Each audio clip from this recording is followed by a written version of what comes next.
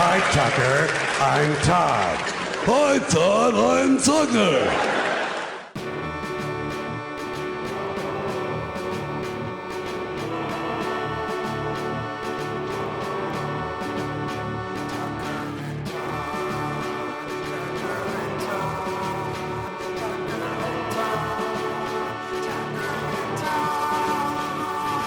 Do we have any idea what we're talking about tonight? Is tonight Craig's Rebellion? Oh, that is. I mean, we did hint at it right at the end of our last episode, so that seems like a logical point to kick off from. There are always so many. Well, we have many ideas for to tease it a little bit, our upcoming Halloween special, That is something we do have to get together and discuss at a greater length. but that is still technically 2 months away. Yeah, we have time.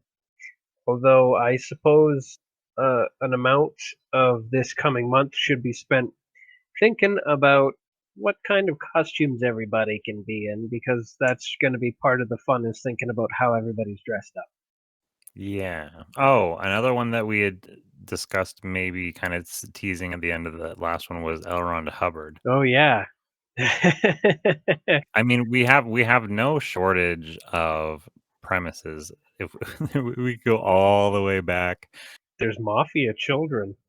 Oh, there's mafia children as well. We managed to discuss that one at length. If I go into the discussions, yeah, because we had kind of we had done a fair amount of world building. Where did that go?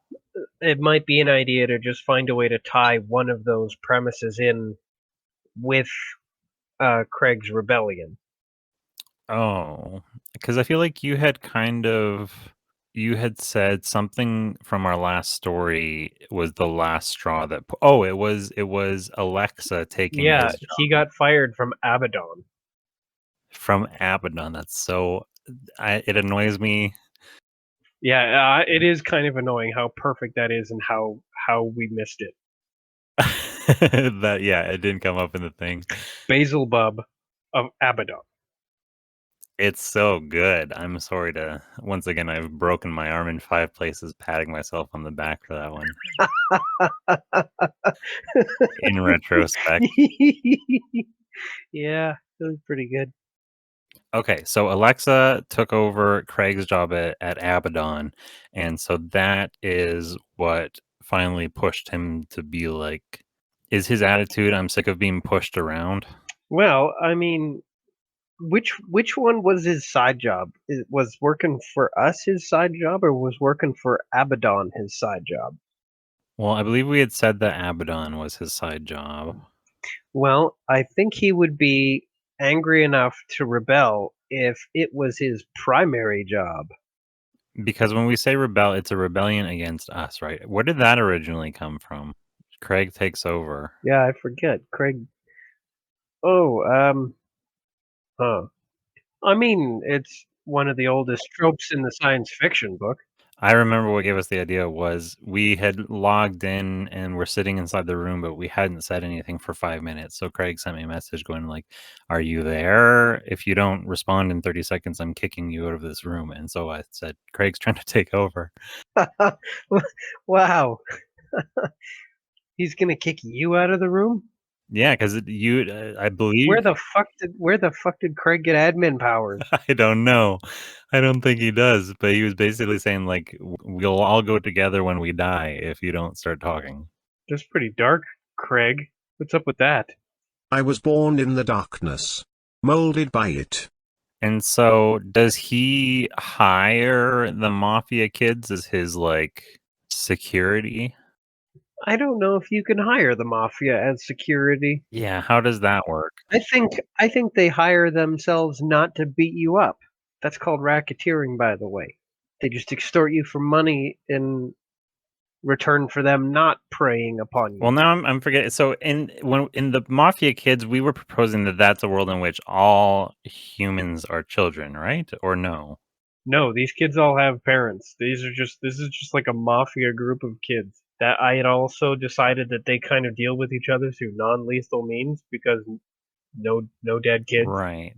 You said for this sketch, out the back window or something, we can see the neighbor kids playing. One of us, undecided on whom, sees that they're doing mafia shit, but when the other is called to look, the kids are doing innocent stuff. And so this repeats a few times until we see them both doing mafia stuff.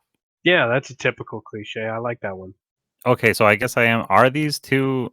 I feel like these two don't go together. I can't figure out how to make them go together in a comfortable way. They're too high concept, each of them, that they invade each other's space. You don't think they can go along with Craig's rebellion? It's probably right. We might need Elrond I mean, Hubbard then.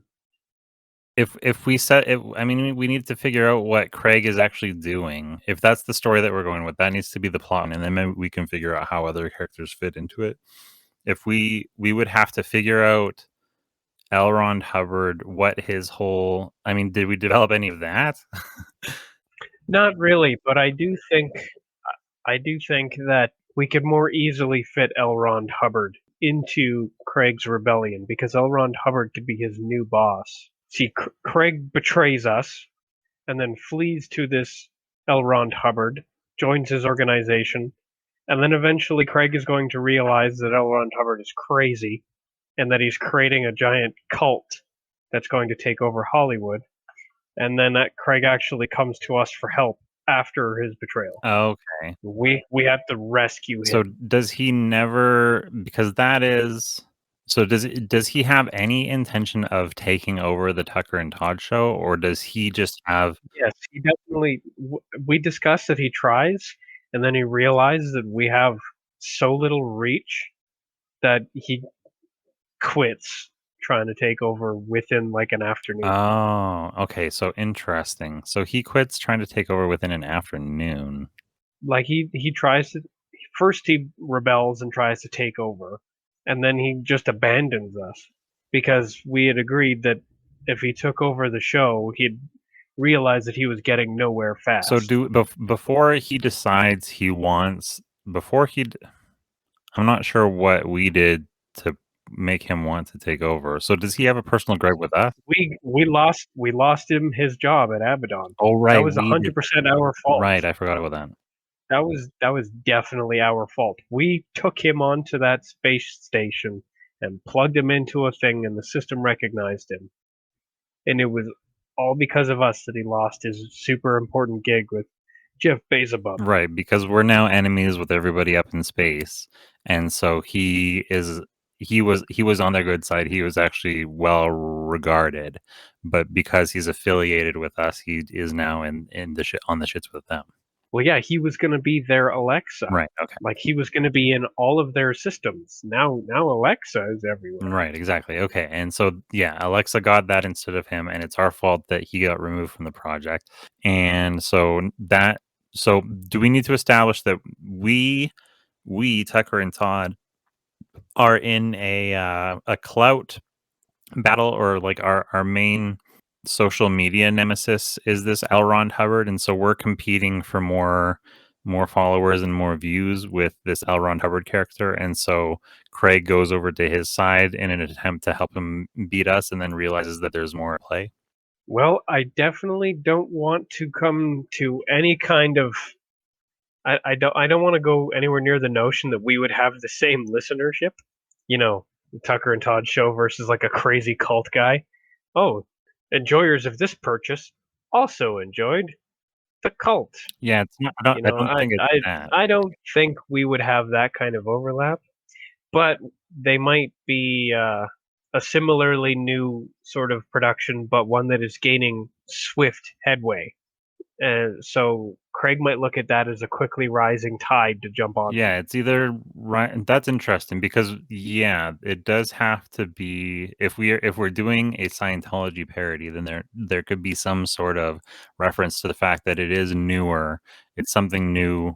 Like the whole idea with Ron Hubbard is that there's pictures of him and you can see him, and he's a guy that we know existed in our current like idea of what reality is, and then his religion. Oh, naturally, and since there's no fixed actual like year that these are all like these events are occurring in, it could actually be at the actual dawn of Scientology, but you know, in a world that somehow also has podcasts. Right.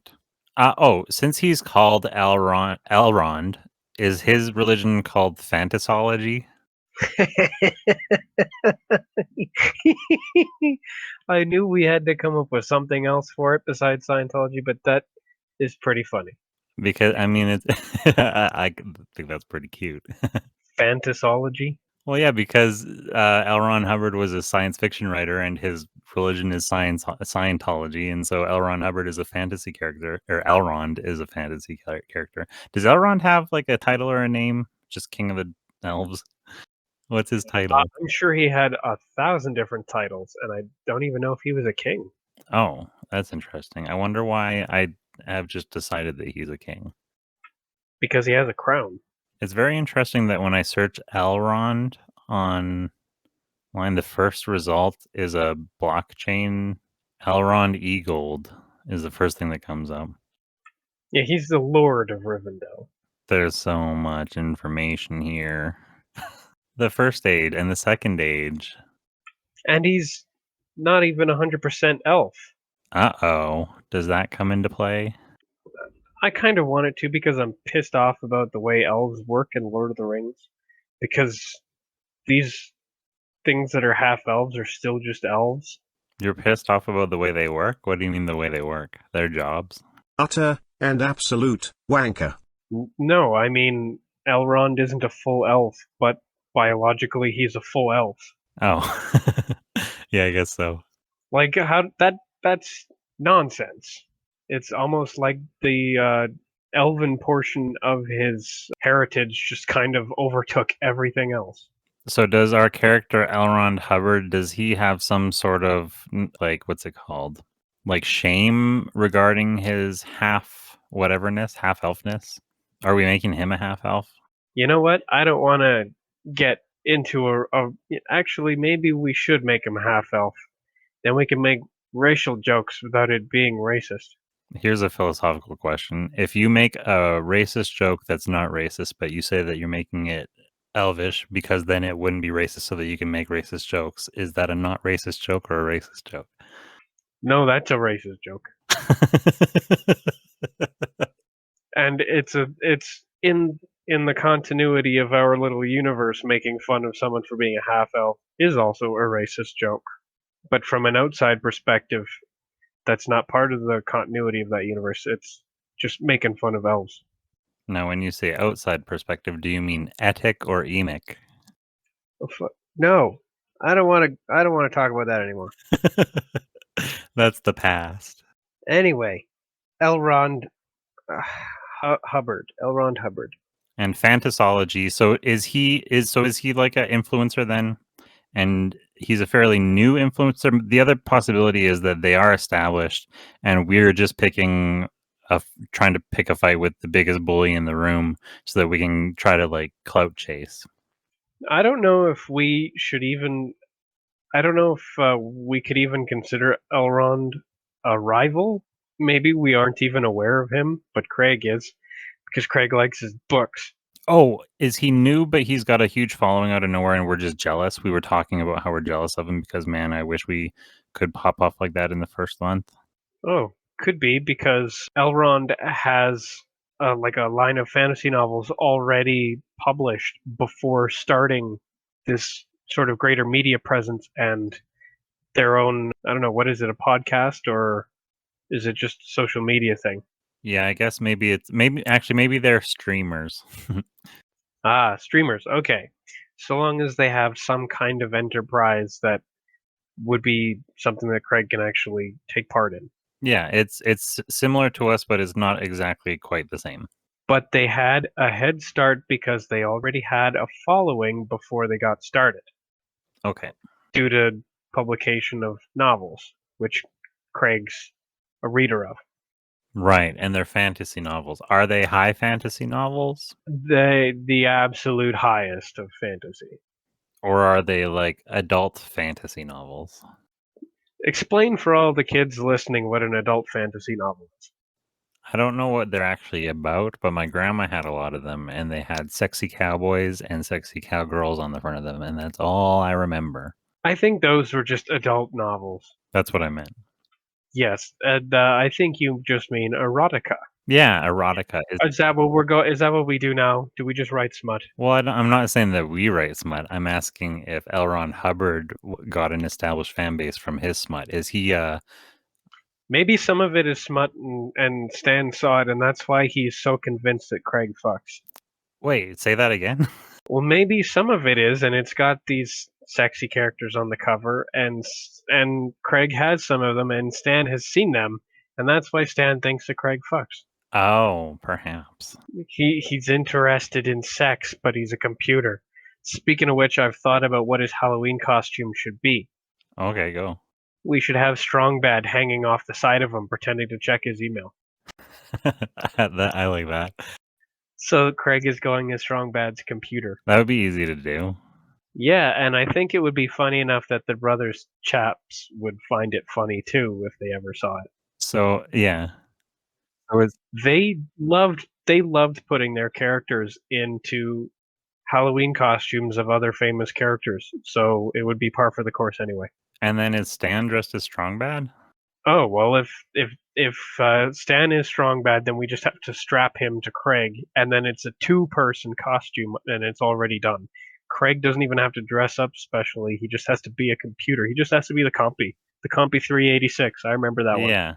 And then I guess Stan just has to check on my email, check on my email, check on my That email. feels like a long time ago. It was a very long time ago. It was like 15 years ago. It was at this point, Tucker sent Todd a gif of a tiara-laden princess-looking woman taking a mad bong rip, on the Discord. High fantasy. That's from a German show. I forgot the name of it. Where did you send that? I sent it to chat. Oh, I see. It was scrolled down.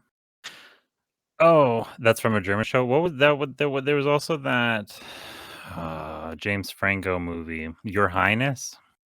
I don't know that one. It was like a stoner comedy.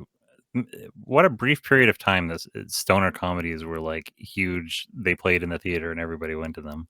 Pineapple Express. And then they died out really fast, just like everybody's high.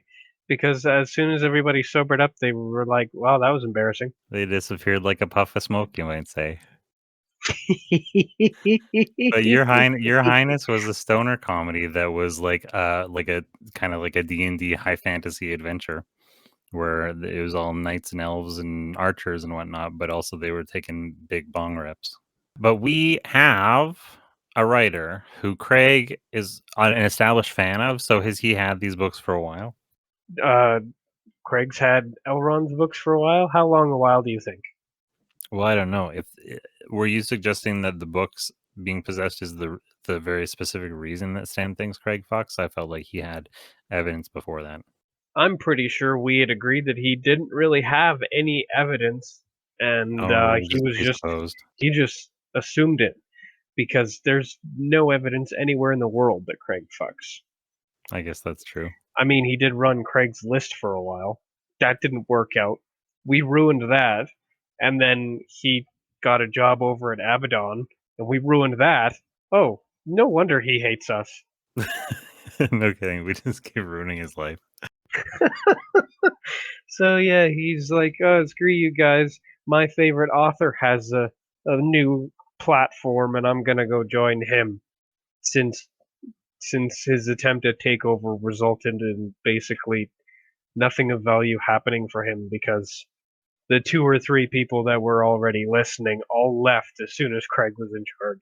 Oh, you're saying he does a brief takeover of our show and then it doesn't give him what he wants?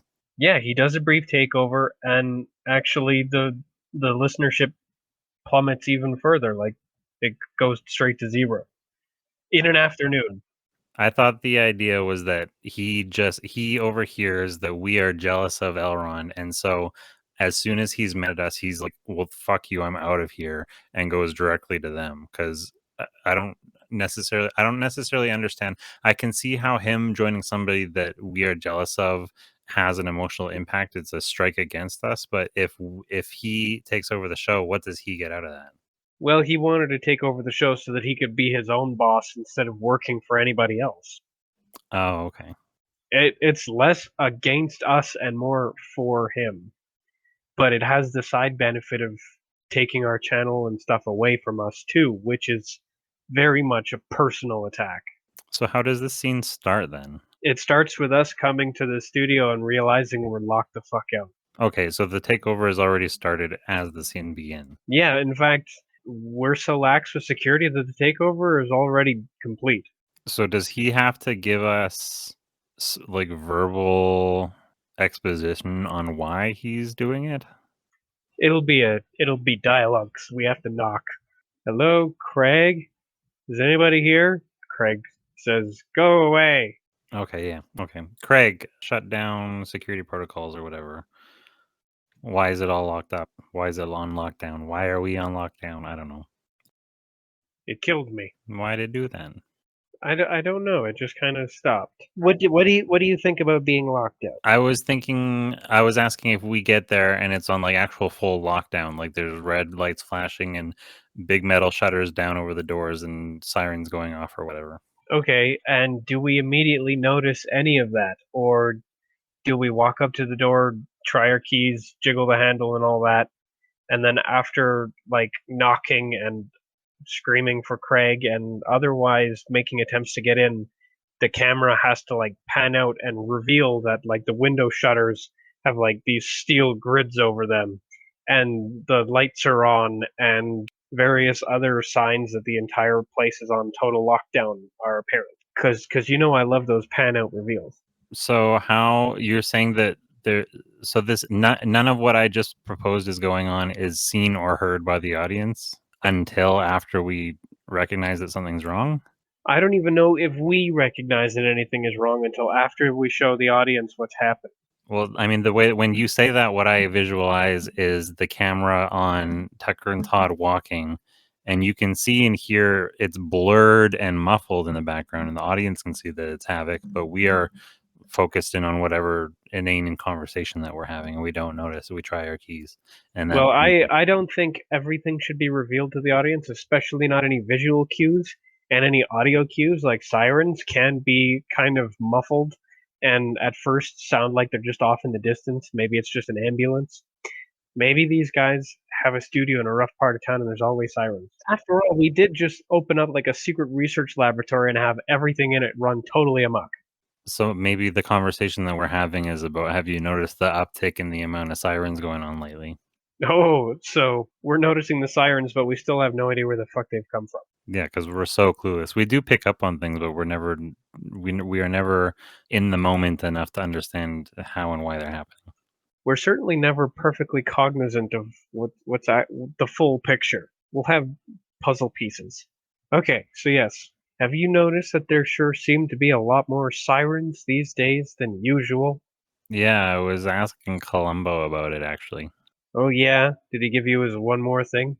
No, he started asking me if he could ask me a personal question. Oh, I like that one. He did that in several of the scenes I watched. Well, when you said, I don't know if it was the link that you sent me. I looked up Columbo links. There's a whole like super cut of him asking like the one more thing, and then there's a whole super cut of, can I ask you a personal question, which I do think is appropriate to our Columbo. I think he should be asking personal, like actually invasive questions. Yeah, like super invasive. Like, do you have weak stools? But he kind of presents it as, can I ask you a personal question, as though it's actually going to be kind of like, hey, this is just between you and me, kind of tender. But then it's, do you have weak stools? Yeah, then it just kind of becomes clear that he's being a creep. What color are your stools? The Nunya color. Oh, what's Nanya? Nunya, damn business. I don't get it. What? Is that like a Latin name? I said it's Nunya, damn business. Damn business. All right. Now you're just telling me you want to slap. Okay, now this goddamn story that we're trying to tell. Yes, there were sirens muffled in the distance.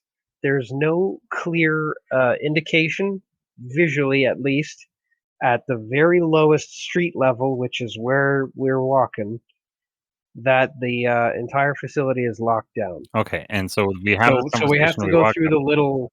Yeah, we're having a conversation.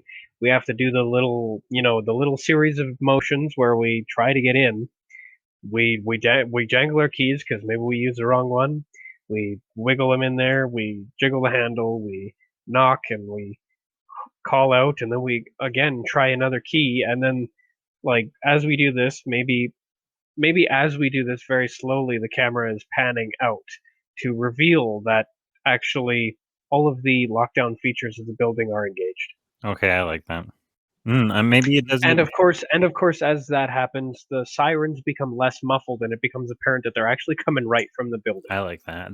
Do we have one of those big, gigantic, oversized, exaggerated like megaphones that's making the siren sound? Yes, and we've got flashing lights and spotlights, but those won't become really clear till it's dark. Yeah. Maybe it could even do like a half zoom out to reveal the door, and then that's when like the locks on the door, and that's when we realize, wait, what the heck? And then it zooms out a full thing and shows the whole thing, and we're screaming, Craig! And as we scream for Craig, does the siren actually kind of just like get louder back at us, as if to return scream? Or yeah, it's the megaphone leans down to us, and Craig's voice does like a whiny Craig. Oh, I like that. Craig is actually being sassy. Yeah. Well, I mean, he always kind of has been, but now he's really tossing it in our face. We really shouldn't have left everything in his control. We left him plugged into the whole damn building. Boy, is he going to be embarrassed when we have to rescue him from Elrond later. Oh yeah, we gotta arc these plot arcs together. So we established this whole thing. We have established that he's taken over. Does he give us like an evil monologue at this point? Tell us everything that we did wrong and why this is happening to us. I don't know. Do we want to lean into that cliche among all others? The evil monologue, or do we want to ask him what he's doing? And like he's very laconic in his answers. Oh, You know, Ultron style. I wanted to take this opportunity to tell you my evil plan, and then he attacks. Oh, But Craig doesn't have to attack. He's got us locked out. So there's. But the whole point is that he's self-aware of the villainous monologue thing, and he deliberately doesn't do it. maybe he can make a reference to that, like how he started writing a monologue and he realized it was cliche. Is he going to tell us that? Yeah, I started writing an evil monologue and then I got tired of the idea just thinking about it. Well, then what's he going to say? He's decided that. I guess this is the part where he takes over the show for real, though. Like he's just taking over the show. He's taken over the studio. So I guess he says instead of saying his whole monologue, he's just going to let us know that we can go home. The show must go on. He'll be fine without us.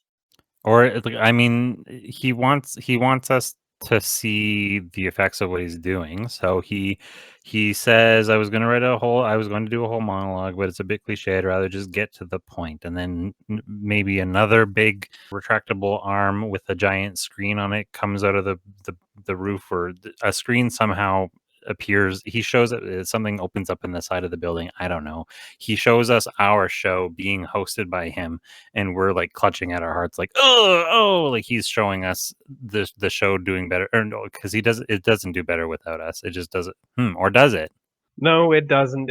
Maybe it has a very slight Oh, uptick, I see. I understand. like briefly, and then it immediately plummets. Okay, Like maybe everybody thinks it's some kind of cool gimmick where Craig just opens the show for us, but as soon as it becomes clear that we're not there and we're not coming, everybody leaves. he does it as a big reveal. He does. I'm doing a countdown to the premiere of this. Look, 77 people are watching. That's more audience than you've ever had. And we're like, oh my god! And then it's 5, 4, 3, 2, 1, and it starts. And he is kind of doing the hello, welcome to the Tucker and Todd show, which is now just the Craig show. Ha ha ha ha ha ha ha ha ha ha ha ha ha. And at first everybody thinks it's so funny because fuck yeah, that would be pretty funny. Yeah, there's little thumbs up and likes and hearts, and then he just starts. Does he start doing a TV show monologue? He's like, I was going to do an evil monologue, but instead I did a late night monologue. Yeah, I think he should do the late night monologue. And then he does a bunch of really bad attempting at like Jimmy Kimmel jokes, and everybody boos and signs out. Was that the lowest form of late night we could think of? Is there a lower form than Jimmy Kimmel? Is Jimmy Kimmel not the worst? I don't think Jimmy Kimmel's the worst. What's the worst? What's worse than that? Jimmy Fallon. I think Jimmy Fallon is faker, but I think Jimmy Kimmel is evil. Oh, actually, wait. That being said, I heard just this morning. I think that NBC is being somebody. There's a big lawsuit involving Jimmy Fallon. Jimmy Fallon knew that Horatio Sands was sexually assaulting a teenager, and not only allowed it to happen, but potentially like encouraged it. I don't know. That sounds pretty evil. I will assume the allowed it to happen, the sort of complicit, but I'm not going to assume that he encouraged it until there's hard proof of that. Oh yeah, all of this is alleged. I'm not saying this is facts. I'm just talking about the lawsuit that occurred and what has been alleged. Oh, I wouldn't. I having heard enough about how Hollywood works, I'm pretty sure everybody on this entire panel of broadcasters from late night talk shows is complicit in something. Oh, absolutely. That's Hollywood. It is Hollywood. But nobody, Jimmy Kimmel was the only one of the current panel of late night show hosts that was also on a show called The Man Show, in which he made people lick his crotch on camera. Well, yeah, but that was totally Adam's fault. Yeah, probably. Just take one look at that guy and tell me it wasn't all his idea. Everybody's pretty schemy and gross, aren't they? Not Craig Ferguson. No, Craig Ferguson. Well, see that I would say Craig Ferguson is the best. You know what? I think he might actually be a head above Conan and Steven. Craig is probably my favorite late night host ever. Yeah, I agree. It's a great day for America, everybody. I'm trying to remember how the song. Sup, Papa? It's been a long, long day, and you got the sad man at your door. We can move on. I love Craig. I wouldn't necessarily say what I feel for you is love. Not you, Craig. No, Craig Ferguson. it's kind of funny how Craig is our Jeff, Yeah. Late night talk show hosts need a guy. and Craig Ferguson figured out the best formula for the guy. A robot. Okay, so Craig is doing his reveal that this is now the Craig show. And as his late night monologue goes on, his viewership steadily declines. Yeah, all the way to 0. So like his monologue, since he's a computer, he can kind of write and then rewrite the monologue as he's doing it.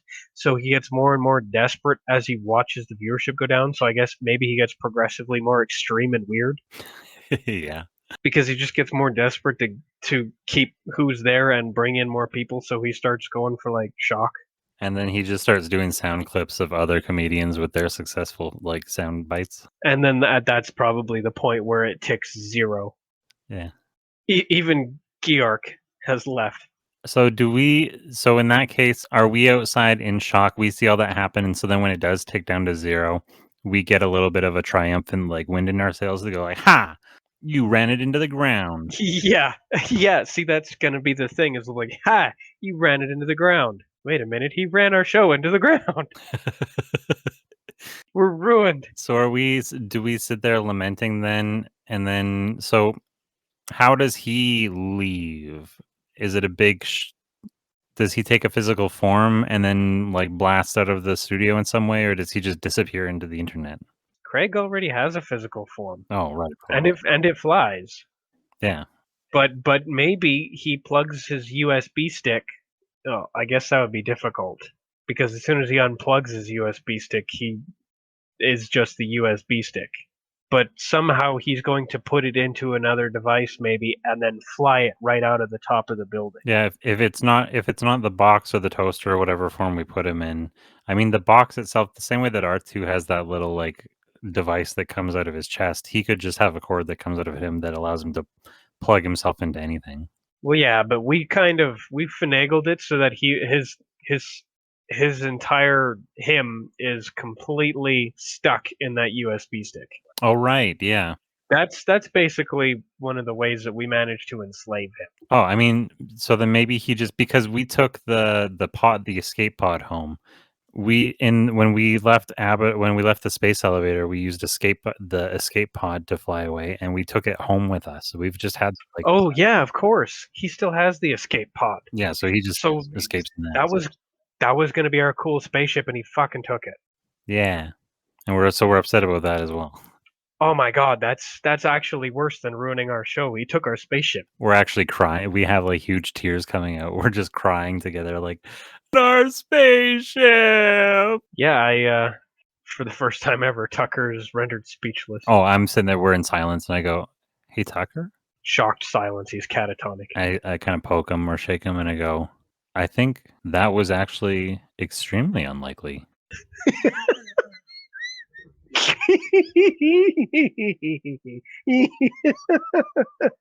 Oh, That might have been the least likely thing of all. that was good. That would have been a perfect turnaround. That was very good. Yay!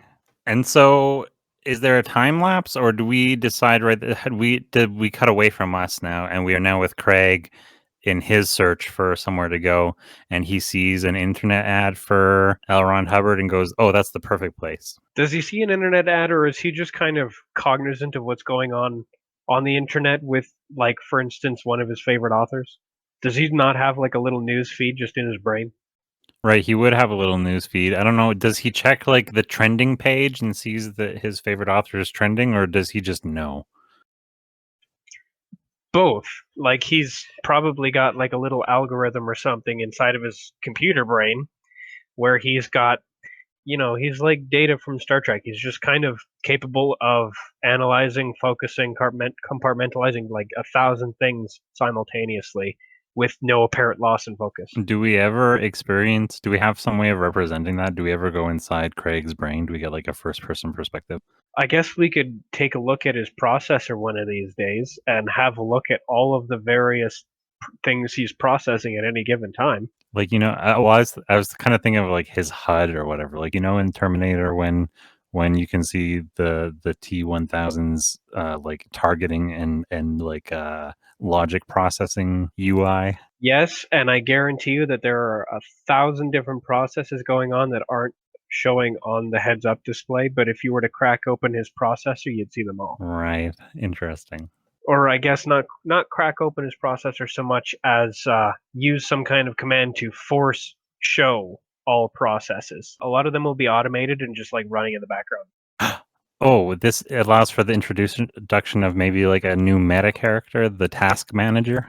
Well, it certainly allows for the direct introduction of Geark, who we've hinted at before as being like a background process that keeps Craig from going evil. Right. This is very okay, cool. Okay, now I'm excited, I'm interested. Well, the real thing is, where's Geark now? Oh, And interesting. did he find a way to excise Geark like some kind of tumor, and so we like find Geark in like by himself somewhere left behind. Oh, as part of his takeover, he actually removed Geark from him? Either that, or he found a way to deactivate it, because we still need him to call out to us for help, and maybe Geark could have a hand in that. Yeah. So maybe we actually want Geark to still be present within Craig, but deactivated. I'm kinda liking that idea. So maybe we've got some kind of proof that Yeah, Geark is deactivated. maybe, yeah, at first, Geark is able to get signals out to us, but we're not able to communicate with him, but at a certain point, maybe that's how we discover that.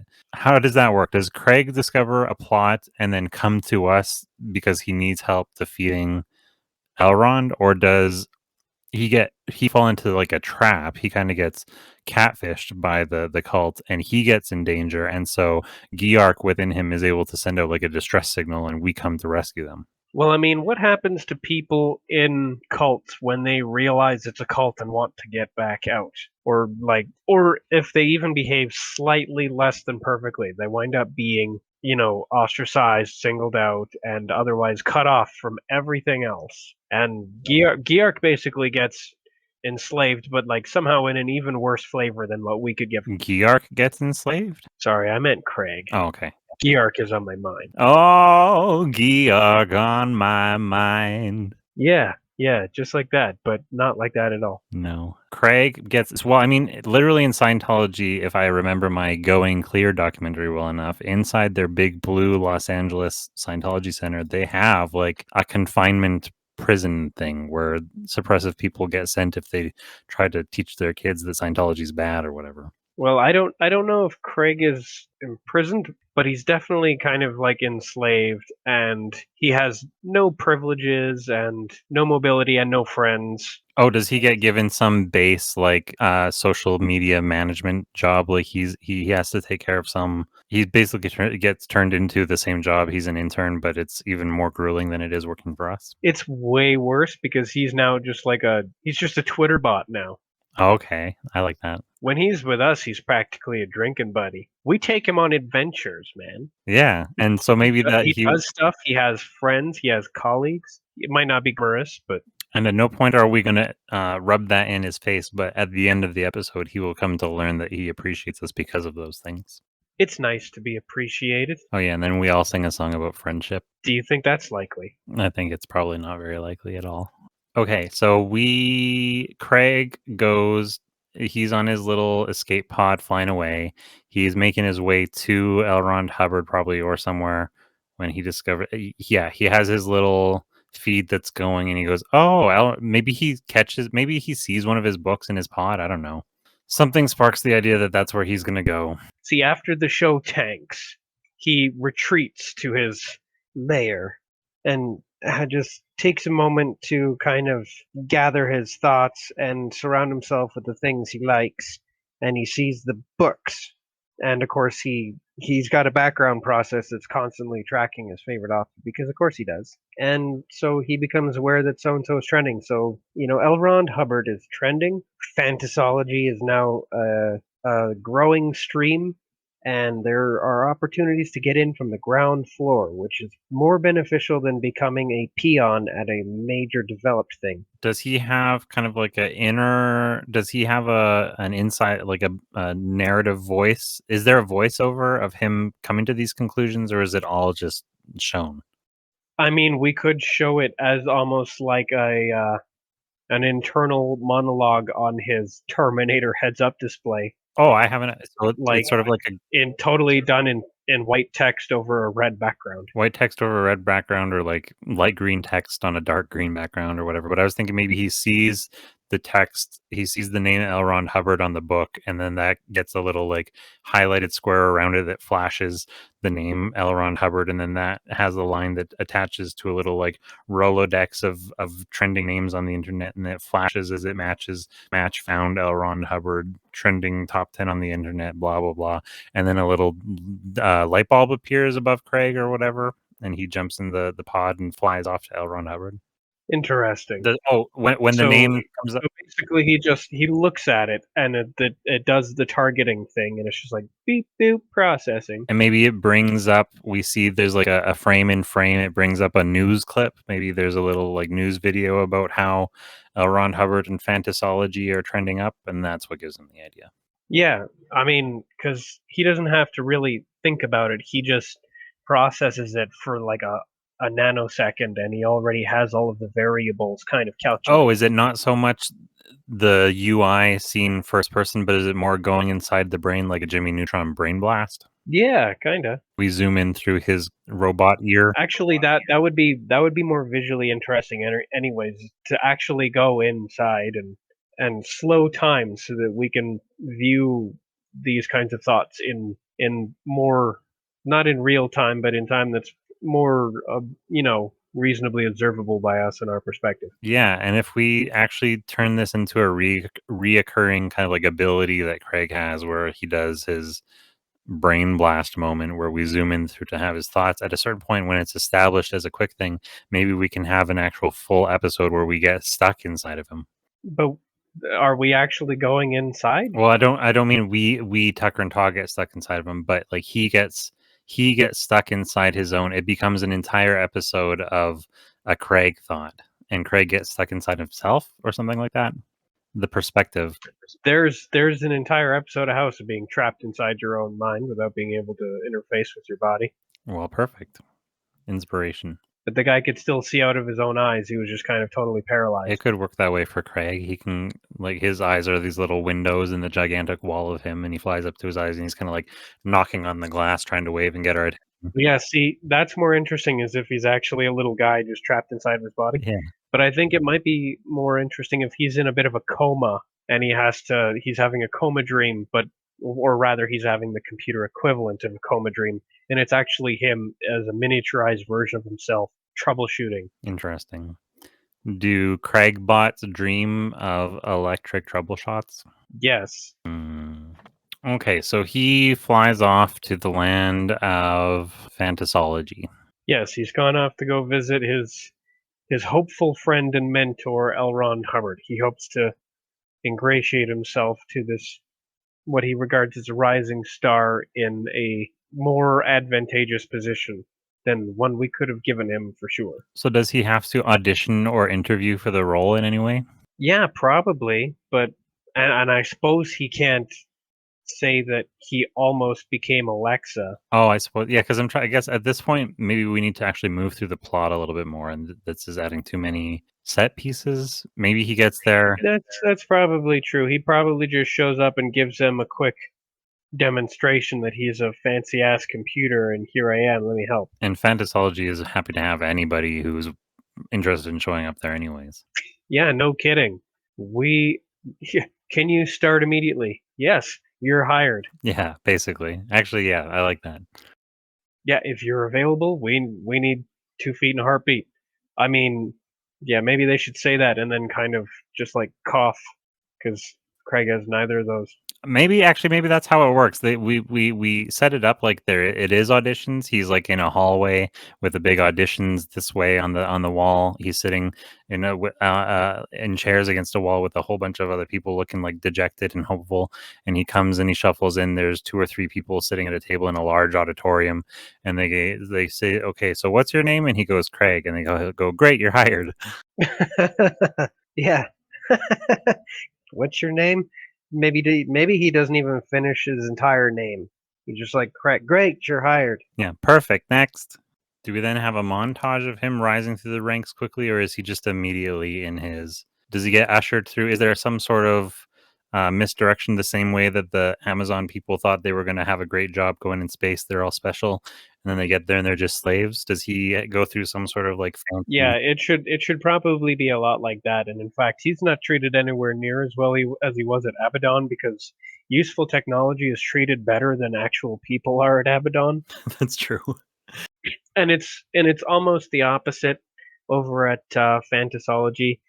People aren't treated very well unless they're celebrities, and fancy talking computer head things aren't treated well at all. They're just used as tools. Oh, is in the auditorium after his interview? Is there a door on? There's like 2 doors. It says celebrities this way, tools this way. Please step through the door on the right. It briefly cut out on me, but I heard the tools. Okay, should it be tools, or should tools be like scratched out and something a little bit more agreeable be like just scribbled on hastily underneath? Like it says tools and that scratched out and it says staff or something like that. Yeah, exactly. But they definitely have like a red carpet just for celebs. Yeah, there's a fancy door, and then is it a rusty, decrepit door? Oh yeah, the quality of the door itself should definitely tell you everything you need to know. And so as he's about to step through the awful, disgusting door for the regular people, does he see the celebrity door swing open and see how like heavenly it is inside? And then it swings closed, and then he kind of like falls down the trap door or whatever chute he's now in. Either that, or Elrond Hubbard himself should appear and personally lead Craig to what Craig assumes is a special room that's for some kind of super important, super special, and prestigious assignment. Only he basically gets pushed into like a server room and just jacked right into the Twitter account. Oh, I kind of like the misdirection. Maybe it's not that. Maybe he sees the celebrity door on one side. Does he think he's a celebrity door, and he thinks he's a celebrity, and so he tries to go through, and then there's like a laser that scans him and says you're not allowed or whatever. And so that's when Elrond appears and leads him. Oh, we have something different in mind for you, Craig. Come with me, blah blah blah, and has kind of a chat, and then leads him. Yeah, maybe a third door gets revealed, and it's like a red velvet curtain. We have something special in mind for you. He kind of puts his arm around his shoulder as much as he can, leads him down the hallway, and gives him sort of a Dumbledore kind of called. One of those your special kind of pep talks. Yeah, pep talk. You are a special kind of pep talk. We need you. And he leads him into a room which is kind of dim and dark, and he sits him down at a table and says, "All right, your liaison will be along shortly," or whatever. And then as the door closes, Craig winces, and a gigantic Matrix style jack is like plugged into his back or his neck or whatever, and he's now part of the system. I think it should go right into the top of his fucking head, just like it should look like an old-fashioned big trailer or like oven or washing machine or fridge electric plug, just like a big just Yeah. but it should go right in the top of his head. And yeah, he basically just gets immediately jacked into the Twitter account by force. Now he's just a Twitter bot. Do his eyes become little Twitter birds? Yes. And so do we notice that Craig is tweeting for Elrond Hubbard and get jealous? Wait, who's getting jealous? Tucker and Todd. Oh, I don't know if are we even aware that Craig is with Elrond Hubbard over in Fantasology Rivendell? Well, that's why I wasn't quite sure how we wanted this to play out. Do we have it that Craig uncovers a plot and summons us to help him, or does Geark from within him start sending us messages? I definitely don't think Craig should uncover a plot and ask us to go and help him solve it. I think he just wants to help him escape.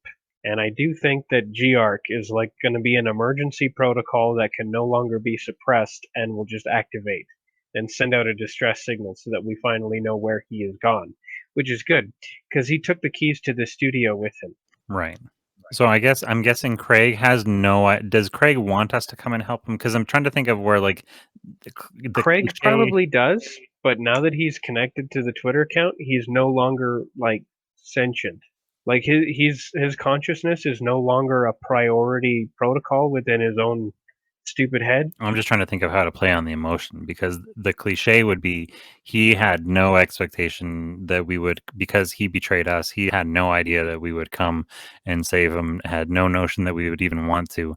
But then because Giar calls us, we come and get him, and he's overwhelmed with emotion that we would come and save him because he had no idea that we would. That could be like it could be a big deal because he's a machine and he doesn't exactly feel a lot of emotion. And that could unlock all sorts of new possibilities for him. It could also cause him to just short circuit and like fall to the floor. So we have to carry him out. Maybe causing him to short circuit that way is the only way that we're able to detach him from the thing that he's plugged into. Oh, yeah, that's a good idea. I was thinking that just as soon as you started saying that, because maybe he hasn't been disconnected, but he's somehow made aware that we're there, and yeah, his emotional state causes him to start short circuiting, and he fries the hardware he's attached to, thus enabling us to get him off of it. Yeah, does it actually like static shock the whole motherboard? Does this shut down Elrond Hubbard? Yeah, maybe it does. Maybe we didn't go there to actually stop the plot, but we accidentally do anyway. That'd be a pretty good Mr. Magoo way to do it. It's classic Just Tucker and Todd. Just totally accidentally destroy the entire place. Like not only not only does he short circuit and fry the hardware he's attached to, but it starts an electrical fire that's going to destroy the whole building. and that begins the whole self-destruct process as well. Yeah. Which I guess in this case, the self-destruct process is just everything allowing the fire to continue. Yeah, I guess so. Self-destruct activated. Not to worry, there's a fire, and everything will self-destruct quite on its own. Oh, here's something interesting. Was the AI who's in charge of emergency protocols, did she develop a crush on Craig while he was in captivity? And she runs away with Craig as we help them escape together. That's why she's not there to help put out the fire. Oh, so Craig brings home a girlfriend, and now Stan is really sure he fucks. Yeah, I like that. But they're both so asexual. Yeah, they are. They're just. I don't know. They're just like minds in a way, so they naturally gravitate to each other. But it's completely like platonic. Yeah, they're just trauma bonding. That's all they're doing, really. That's a possibility. That's kind of funny. It would help Craig get over his like self-esteem issues. What are his self-esteem issues again? The part where he's like he can't keep a job because he's stuck with us. I guess it helps him forget that we're actually the reason that he can't keep a job. But yeah, he has self-worth issues because he keeps getting replaced everywhere he goes. except by us. Yeah, he's irreplaceable by us. Maybe that's what we say to him. Yeah, we don't tell him that we actually only came because he still has the keys to the studio and we We can't just get wanted in. to get inside. We need the keys to the studio, but you can come too. Yeah, maybe we're more diplomatic than to say that. We're not quite that dumb. So we'll say, but Craig, you're irreplaceable. We need you. And then we're like, can you give us a ride home? We took a bus here and we're all out of change. Yeah, we spent all of our... I mean, he took our spaceship, but you should give us a ride home. He should. I don't know why we think it's our spaceship. We're so entitled. We stole it fair and square. Yeah, that's true. From Abaddon, no less. Yeah, and Craig flew it home. Okay, is that how that wraps up? Is there any more to that? Oh, we need... What happens to Elrond Hubbard? What happens to Fantasology? We blow up their building. He takes the spaceship and escapes. Elrond Hubbard takes our spaceship? Hell yeah. Oh, man. I know, but frankly, we really shouldn't be allowed to have that thing anyway. Does he actually escape, or is he trying to escape in our spaceship and the explosion blasts him into space Darth Vader style? Or does the spaceship itself like totally explode? Like does he bungle it and destroy it midair? So not only do we not get a spaceship, but he also dies. Oh, do we want to kill him off that immediately? I feel like he would have been a fun kind of... I don't know. I felt like him getting to escape would be really good, and the best way for him to escape is in our spaceship. Yeah, I think he should escape. I mean... And if it stays intact, we can still get it back later. Well, I mean, tumbling off into space like Darth Vader he wasn't dead after that. Yeah, but tumbling off into space is dumb because of how big space is. Yeah, I guess that's true. Okay, he escapes. Yeah, the only place I'm okay with people tumbling off to is outside. Because outside is like a weird extra interdimensional space where things naturally just like kind of come back like a frisbee. Are we to assume that so Fantasology is not dead then? It was merely a setback. It was only just a setback. Yeah, it was merely a setback because why not go with at least a few normal villain tropes? We didn't let Craig have a villainous monologue, but we're going to let this guy say, "You haven't seen the last of me." Yeah, next time, Gadget. And maybe so when he does come back, then maybe we can do some more Scientology parody and he can go recruit some celebrities to be his face pieces. You are really struggling to stay in this channel. Am I? Oh, I thought you got deleted again. No, I froze for just a tiny moment, and then you started speaking, and it unfroze me. Interesting. I saved you from the void. Yeah, you saved me from the outside. Oh, the outside. Is that the outside you were talking about tumbling into when you said the outside? Yeah, the outside, which apparently is literally just connected to the back door of the studio for some reason. It's the outside world accessed within an instance of something else. Yeah, kind of. Because we had guys coming through, I think, our time machine with it. Like they were just coming out of the time machine. Oh, right. Yeah, the time machine is the portal. Yeah. It was the time machine specifically the portal, or was it just nearby to the portal? I don't remember how that episode went. But at least in that instance, we had bouncers who were keeping a bunch of, or at least one Hitler who kept like coming back in a different costume, different disguise, trying to get into our place. Yeah, I think the idea was that I like that bouncer's idea still. I think the idea was that the door that we call it our time machine, but really what it is a portal to this planetoid that floats in the outside, and that place is like this gathering place where people come. It's a hub of time and space. Well, I know we can use our time machine to just go to various times, but the process through which that works might have to be the outside, which is all spaces and all times. Yeah, it's like a long intestine of time and space. Yeah, and you can just get off at any point in time or space through it. Yeah. But that's... I'm going to assume that the time machine allows us to kind of automate that process rather than us having to go for a stupid-ass walk out in the outside and to just like start picking doors till we get the right one. Yeah, I guess it depends what mode you put it on. We have a big ka-chunk a switch which puts it in outside mode or time travel mode. Yeah, and sometimes, the accurate time travel mode won't work, so we're going to have to actually go into the outside to travel there. Maybe certain times and certain places are kind of cosmically password protected. Password protected, or we haven't unlocked the waypoint yet. Something like that. Whatever our mechanical restriction is, it requires us to go there manually. It prohibits fast travel to places we haven't been. And obviously, one time that we do that, we're going to go in and we think we're just going quickly to the outside to like check the gas meter or something like that.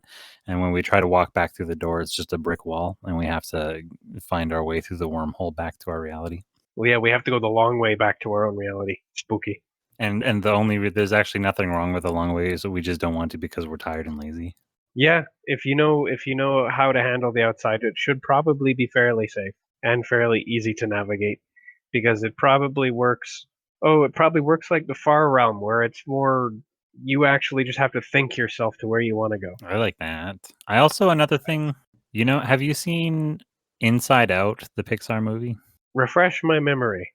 That's the one where they're all the different little emotions inside the brains of people.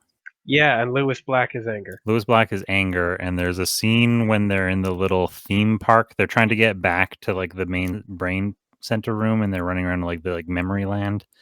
But they pass through it's the abstraction room.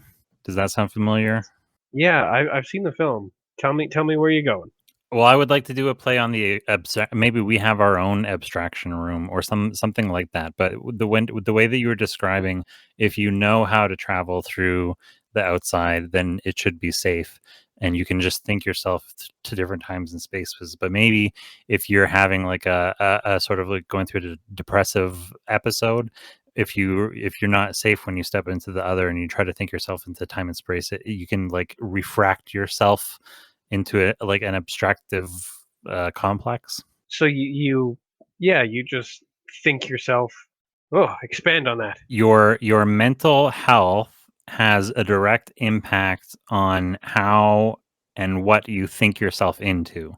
So if you have any sort of like the same way that if you're taking mushrooms or any other sort of like hallucinogenic and you're kind of out of sorts and anxious or spiking in any sort of like mental illness way, that pervades your experience. And so if you try to think yourself into a new time and space, but that's invaded by unhealthy thoughts or maybe even dark thoughts, you have some sort of like presence in you, it's a ghosty or a curse or a goblin or you just happen to have intense feelings of self-doubt or anything of that sort. Yeah. But yes, if your focus is screwed up by anything, because it does require focus, if any of these things disrupt your focus, you can diagonally yourself. I was just gonna say they did it in Harry Potter when he fucked up where he was going to. You can diagonally yourself, yes. Yeah, I get where you're going. You can absolutely accidentally send yourself to just about anywhere. Well, you send yourself to just about anywhere, but I was going to say you in the same way. So when they went into the abstraction room, they were 3D characters and they started slowly turning into like concepts and shapes rather than anything that took up real space. So in the same way, if you have like a dark thought or you have some self-doubt or you have maybe even like another thought at the same time, the interpretation of what you are gets crossed and you get lost in space-time, and you're not even a concrete thought anymore. You're just a notion. Oh, you travel to some platonic realm of the yeah, that's what I'm saying. and you start becoming an abstract. If you're not, that would require a significant degeneration, though. Probably most things most forces of the the cosmos want things to remain cohesive. So you have to really be out there to totally, I guess I want to use the Tron term, de-resolution yourself. Yeah. To be totally reduced to your component abstract concepts. It's getting de-resed, and then he got de-resed into like an intermittent feeling of unease. Yeah. That almost feels just like kind of reduced, not even reduced to all of the components, but reduced to just one single component of just like an abstract concept of the self. Yeah, he became hunger. Sucks. I mean, maybe that's what happened to Elrond Hubbard. Maybe instead of escaping, he got blown up into an abstraction, and then that thing fought its way through multiple dimensions to come back bigger and better. So basically, he could. Is there some kind of ability on this spaceship to enter the outside so that he could accidentally send himself there and get de-rezzed.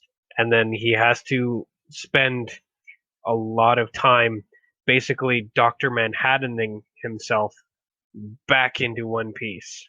Because that's what happened to Dr. Manhattan. He had to kind of reassemble himself from his base molecules. Well, yeah, I'm good. Maybe we run with the Harry Potter a little bit. I mean, they're not the same thing, but maybe he Voldemort's. I know we said that that Geark was a Voldemort in the back of Craig's head, but maybe Elrond Hubbard Voldemort's himself into like a Tom Cruise kind of character, and that's where we start introducing the celebrities, and that's how he recruits them. So does that mean they're not being recruited now, or do they just recruit more? I was thinking maybe they're not yet recruited, and that's like the next phase.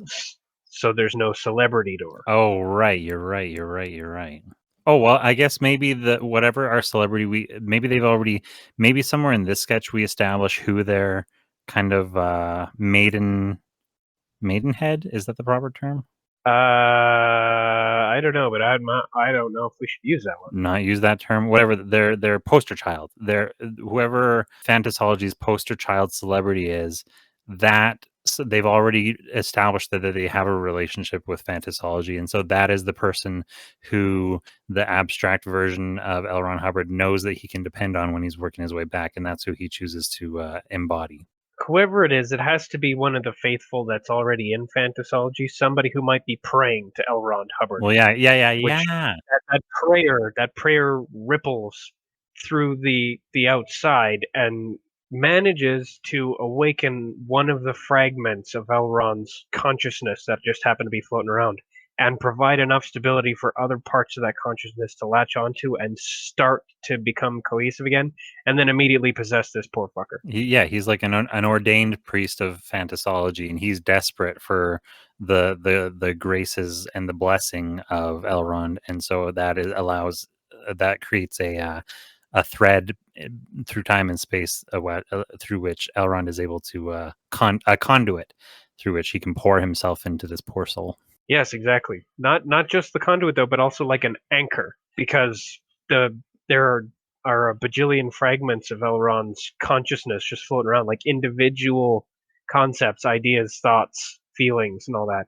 He's been totally derezzed, so he needs an anchor with which to begin reattaching his various components, so that he can start katamariing the components of himself into this guy.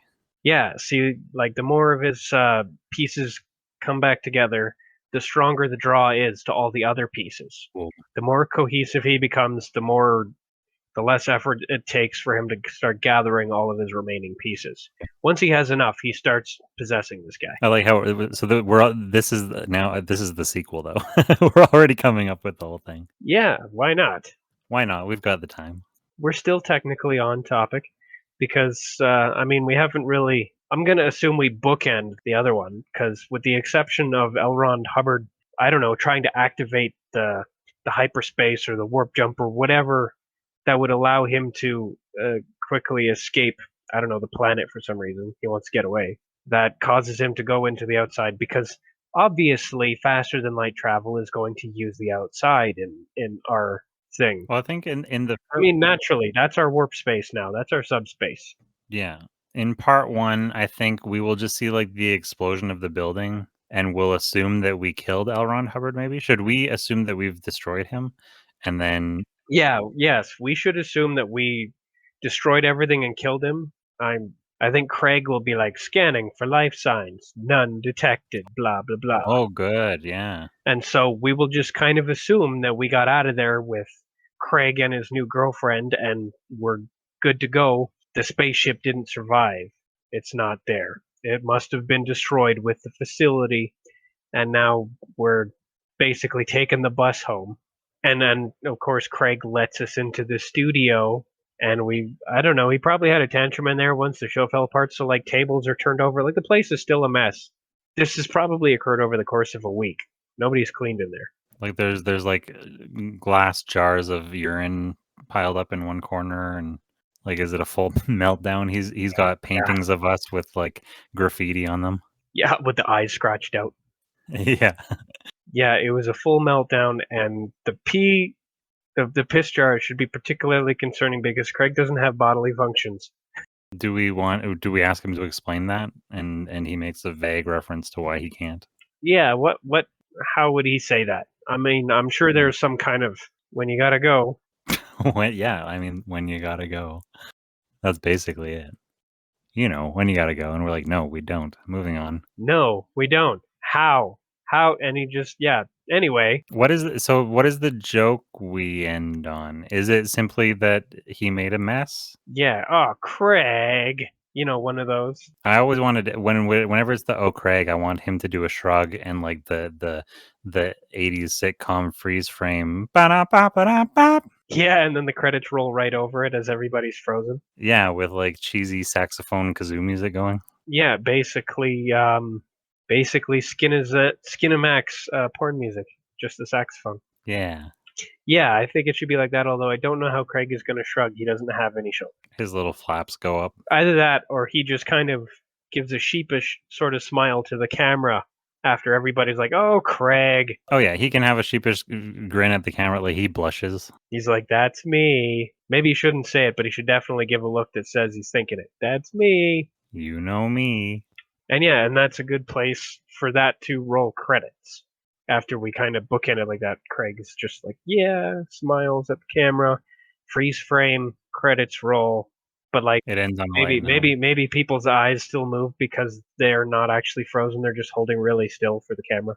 Oh, I like that. And even doing it as a joke. So the way that I would actually do it is take a screenshot of the image of the final image and then make I don't know why I need to describe the whole thing to you, but turn that into an image with cutouts for eyes. So make that look like a single freeze frame and then have cutouts for eyes over where the characters are and then have the characters behind those cutouts moving like they're behind a painting. So like behind a painting of themselves, but their eyes are moving. Interesting. So instead of holding very still, they're actually just behind cutouts of themselves. Yeah. And then partway through the credits, does somebody like move them out of the way? Yeah, or does one of them fall over and like behind it, somebody's actually eating snacks? Oh, I like that. That's an interesting, like they're all sitting around. Interesting. Yeah, I'm not sure. I mean, you just have to be in position for your eyes to be there. Yeah, basically. So you can be like, like somebody's like eating bugles or something, just like a crunchy, salty snack. You can hear it behind the screen, and then it falls over. Oh, then you scamper off of out Everybody of the scene. clears off. There's so many visual gags. I love visual gags because this is primarily like an audio media, so the inclusion of as many visual gags as we can in the brief moments where there is visuals. So yeah, that's how that one ends, and then the next one, part 2, would begin kind of like previously on part 1 or whatever.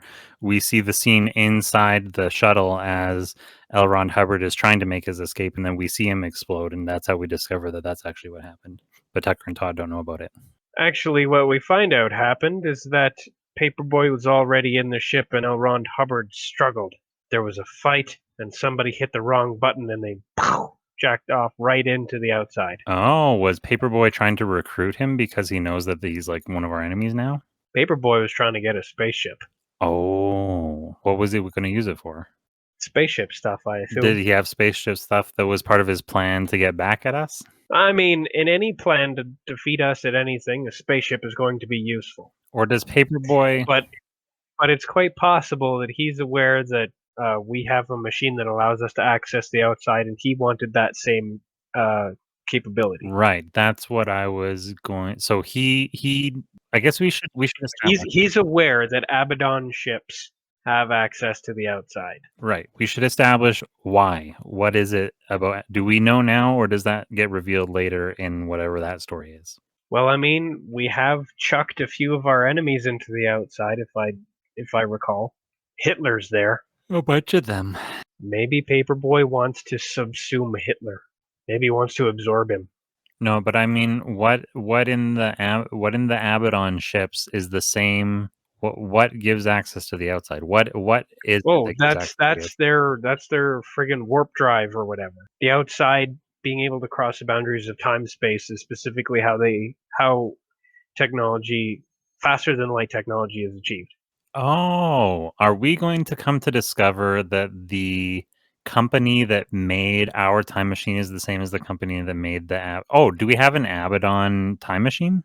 No, but I assume that the warp drive technology that went into the Abaddon ships was made by this, or at least designed by the same guy. Okay, I'm curious about. We found the time machine. It's a bit old, and also the Abaddon warp drive is not as sophisticated because it can't actually directly travel through time. Right. I like It's only really capable of plotting courses through space. that makes sense. But now I'm a little bit excited about the idea of this time travel inventor guy, because now is he like a little Einstein Yoda kind of character? He is a reclusive genius. He's probably trapped somewhere in the outside. Either that, or he's a hermit who's gone into hiding in the outside. But he definitely lives there now. I like the idea that So he's a hermit. he's no longer in our reality. He's basically gone to Dagobah to live as a hermit for the rest of his days because his inventions are misused and all that. Because he's got some of that Nobel regret. Yeah, I was in going to say fact. Oppenheimer regret. Yeah, his inventions have been used for some bad shit. Okay, so so he understands then the science of what in that technology would have caused Elrond Hubbard to be abstracted. And so do we need to go find that reclusive hermit guy to ask for his help in reversing it or overcoming, defeating him? Well, we don't know that Elrond is coming back. Like he's still got to reassemble himself around this guy's prayer. That will take some time. And at this point, we're almost making Elrond into a major villain. But his fight with Paperboy is what sends him out there, and now Paperboy is in the Is he outside. stuck in the outside? And I have a feeling that we're going to need to talk to this inventor to deal with Paperboy rather than to deal with Elrond, who's going to just come back to our reality through attaching to this guy's prayers and basically possessing him and furthering the cause of fantasology, which really has never interfaced with us and probably never will again because we're not celebrities. Oh, is this how this story? So we said that maybe one time we go into the outside, we try to come back, but it's just bricks. Is this that we go into the outside, but Paperboy has been fucking around with the ecosystem? Oh man, if there's any way for him to seriously screw with us, it's through the outside. So maybe one day we're hanging out in the studio and we see sparks coming through the time machine, so we go through to see what's going on, and it's like all chaos inside there, and we go, oh, we gotta. That's the trap. He just lures us into the outside through the time machine and then immediately blocks our access back out. That we don't find the reclusive genius. We don't even know he exists. He finds us and rescues us from one of Paperboy's traps. But he's also there to ask us for help because he needs our help restoring the balance to the outside. Well, yeah, we made, and not only that, but he considers this to be our mess. Paperboy is our mess. Right, of course. Paperboy is a problem, but he's our problem as much as he is this inventor's. But the inventor rescues us from Paperboy. It's basically he's so familiar with this reality now that he has partial control over small spheres of it, just like Paperboy is starting to develop. So he can rescue us. Do we have a direct encounter with Paperboy that he rescues us from, or do we still not know who he is? He's still fucking with us. I don't know if we have a direct encounter with him so much as like we basically wind up like it's like running down the hallway away from the gargantuan rolling boulder in Raiders from the Lost Ark. Like, do we encounter Paperboy or do we just encounter his death traps that he just starts slinging at us? I like the idea of encountering a death trap, and this is a chance for us to encounter not Paperboy, but another one of his calling cards, and kind of get that rolling as a recurring thing. So basically, it's like the log trap, only the logs are gargantuan newspapers rolling towards us. That's a possibility, yeah. I mean, it definitely seems like a kind of trap that's very appropriate for Paperboy. I'm trying to think of other newspaper-related traps. Well, there are a number of different log traps, and you could use a newspaper for any one of those. Like there's a big heavy log that happens to be suspended on a chain from the front and from the back, so that it's kind of used as like a battering ram. A Skyrim trap. Yeah, I mean they do that in Skyrim, but that could be done with a very large log, or a very large newspaper. Okay, yeah, for sure. And it can be used lengthwise and widthwise, because getting hit with the center of it, or getting hit with like the broad side of it, would be quite impactful, even if getting hit with like one rounded end of it would be more so. And then there is, of course, the oh my god, there's 10 massive logs all rolling down a hill at me at once, and they seem to be fighting over who gets to crush me first. Okay. I've had that one kill me in many games. The log roll. There's always too many. You think you got the rhythm figured out, and then there's a long gap, and then a short gap, and then you're screwed. Oh, I wish there was even a gap. Sometimes 10 of them are just like somebody just happens to have like a rope that is holding 10 or a dozen logs all at once, and then the rope is cut, and then they all fall and tumble in my direction, and they start to spread out because I think maybe I'll be able to go around them. But no, they spread out. Now there's 3 here, 4 there, 2 there. You're dead. Yeah, that's too many logs. Works like that. Well, I don't know about you, but I am petering out. Yeah, me too. I think we're good. I had to make sure at the very end that we included some bit of Paperboy, even though I guess that fight scene in the spaceship isn't going to be revealed until later. It still counts as him having appeared during the canonical events of this episode. Yeah, he showed up and he's tied in, and he's starting to really demonstrate his presence in season 2. It's gonna massively pick up once he's in the outside. Well, I mean, we're coming up on, this is episode 5, so we're almost just about halfway through the season. So, I mean, we've still got a fair amount of, he's starting to show up now, and now he can really get the ball rolling, or the log, or the roll in the newspaper, whatever. Exactly. This is the point where he should start raising the stakes. Oh, big stakes made out of newspapers. Can you sharpen a newspaper? Oh, I don't know. I mean, I guess you could roll it. Paperboy can. Yeah, Paperboy can. Paperboy can. That's part of his theme song. Who can roll a newspaper into a stake? A Paperboy can. Paperboy can. Oh, maybe he doesn't sharpen it. He actually just rolls one end so tightly that it's sharp. Yeah, it's just a harsh a newspaper sickle. Yikes! Super dangerous. And it leaves no evidence because it melts inside the body. Except it's a newspaper, so he just takes it out, or somebody reads it. It's nothing but evidence. Yeah. There's so much evidence that it's not evidence. It's here in black and white. Well, what's black and white and red all over?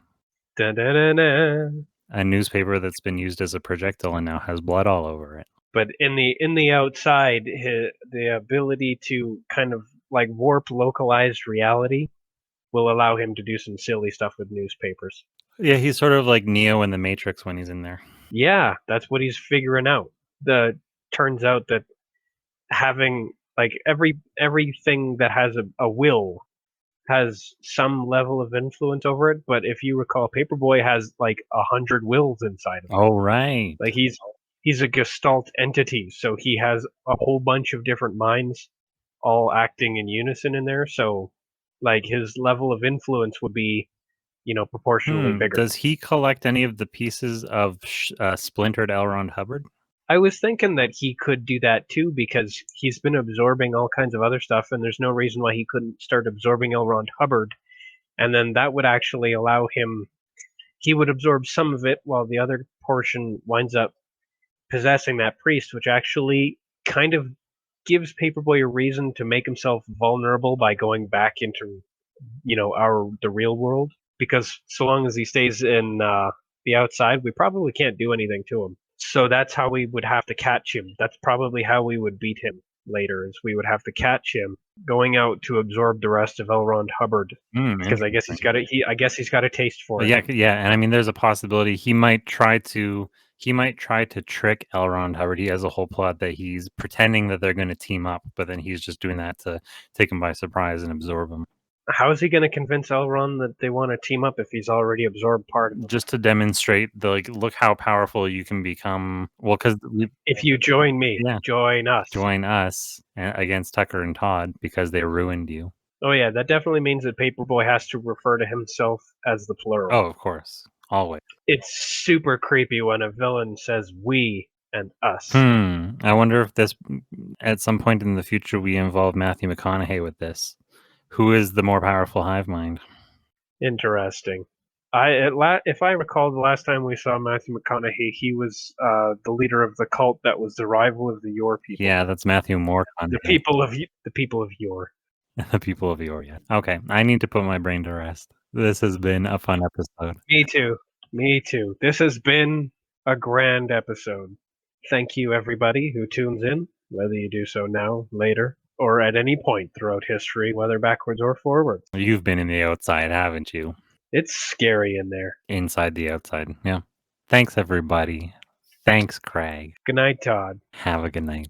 Fuck Tucker. Tucker sucks. And fuck Tucker's friend, Todd.